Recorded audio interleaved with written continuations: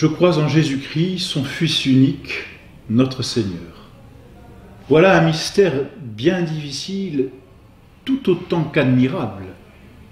Dieu se fait homme pour racheter sa créature de genre humain. Mais s'il s'agit d'un mystère difficile et incompréhensible à notre propre intelligence, hélas, ce mystère a eu aussi ses erreurs. Et il en est qui se sont levés contre ce mystère et qui ont nié ce mystère, rejetant ainsi la foi qui nous dit « Son Fils unique, une seule personne, notre Seigneur Jésus-Christ, de nature, Dieu et homme ». Parmi ces erreurs, il en est une que nous avons déjà énoncée à propos de Dieu, c'est l'arianisme, Arius. Cette erreur nie que la deuxième personne de la Sainte Trinité est Dieu. Arius disait « le Verbe n'est pas Dieu ». Or, le Verbe s'est fait chair. Donc, pour Arius, celui qui s'est fait chair n'est pas Dieu. L'arianisme est donc cette erreur qui dit que le Verbe n'est pas Dieu. Autrement dit, notre Seigneur Jésus-Christ n'est pas vrai Dieu. Il est vrai homme, c'est d'accord, mais il n'est pas vrai Dieu. Mais s'il n'est pas vrai Dieu, alors tout ce qu'il a fait n'a aucune valeur infinie, et donc ne peut pas racheter les péchés, ni le genre humain. Du reste, cette erreur a été condamnée au concile de Nicée en 325. L'arianisme donc dit notre Seigneur Jésus-Christ n'est pas vrai Dieu, il est vrai homme.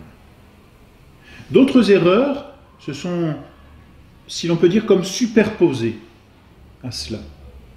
Il y a eu ensuite, un peu plus tard, ou peut-être même dans le même temps, ce que l'on appelle l'apollinarisme, d'un certain Apollinaire, qui disait que l'âme du Christ était purement sensible, sensitive. Il n'avait pas d'intelligence humaine ni de volonté humaine. Eh bien, cette erreur a été condamnée au concile de Constantinople, en 380. De la même façon, l'erreur que l'on qualifie de monothélisme, du mot grec, monos et télos, qui finalement signifie que dans notre Seigneur Jésus-Christ, il n'y avait pas de véritable volonté. Il n'y a qu'une seule volonté chez Jésus-Christ, la volonté divine, mais il n'a pas eu de volonté humaine. C'est une erreur tout autant condamnée que la précédente par le même concile, le concile de Constantinople. Il en est aussi qui ont voulu dire que notre Seigneur n'avait pas un véritable corps, c'était qu'une apparence. Alors, on retrouve beaucoup d'erreurs à ce sujet que l'on qualifie de ce nom commun de gnose ou de gnostique, parce que ce corps a été formé d'une façon peut-être un peu bizarre, miraculeuse. C'est une erreur très générale, très vague, mais qui vient enlever toute l'efficacité de la rédemption. Si notre Seigneur n'a pas de véritable corps, alors il n'a pas véritablement souffert. Alors il nous a menti en nous proposant cette illusion. Et s'il nous a menti, il n'est pas Dieu, parce que Dieu ne peut pas mentir. Mentir, ce serait se renier. C'est aussi une erreur donc condamnée. Le Christ, notre Seigneur Jésus-Christ, a eu un véritable corps, comme nous le verrons, formé dans le sein très pur et très chaste de la très sainte Vierge Marie. Autre erreur, non moins funeste, celle que l'on appelle le nestorianisme, qui vient de Nestorius. Pour cet homme, il y avait entre la nature humaine et la nature divine de notre Seigneur Jésus-Christ une simple union morale, et non pas une union hypostatique. On en arrive à dire de là que finalement, il y avait Dieu, Jésus-Christ, ou Jésus-Christ Dieu, et Jésus-Christ homme, et ainsi deux personnes. Donc vous voyez une union morale, c'est-à-dire non pas une union hypostatique dans la personne, mais comme une superposition de deux réalités, un Dieu, un homme. Une personne divine, une personne humaine. Cette erreur a été condamnée par le concile d'Éphèse en 431. Une seule personne, deux natures. Jésus-Christ, Fils de Dieu et vrai homme.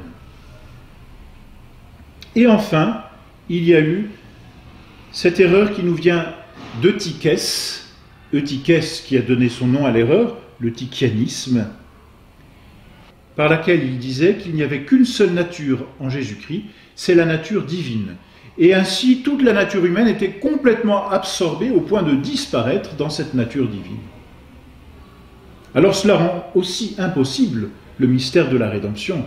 Notre Seigneur n'est pas vrai homme, il est simplement Dieu. Cette erreur a été condamnée au concile de Chalcédoine en 451. En fait, si l'on veut résumer les trois principales erreurs qui concernent ce mystère de l'incarnation, par lequel il n'y a qu'une personne et deux natures, c'est assez simple. Où l'on dit il n'y a qu'une personne et qu'une nature, Jésus-Christ, vrai Dieu, mais pas vrai homme, c'est l'eutychianisme. Où on dit qu'il n'y a qu'une personne et qu'une nature, mais Jésus-Christ, vrai homme, mais pas vrai Dieu, c'est l'arianisme. Où l'on dit il y a bien eu deux natures, nature humaine, nature divine, mais il y a eu en même temps deux personnes, c'est le nestorianisme. Ces trois grandes erreurs sur l'incarnation ont été condamnées par le concile de Nicée en 321, le concile d'Éphèse en 431 et le concile de Chalcédoine en 451. Jésus-Christ est donc vrai Dieu, vrai homme, dans l'unité de la personne, deuxième personne de la Sainte Trinité. C'est le mystère de l'incarnation.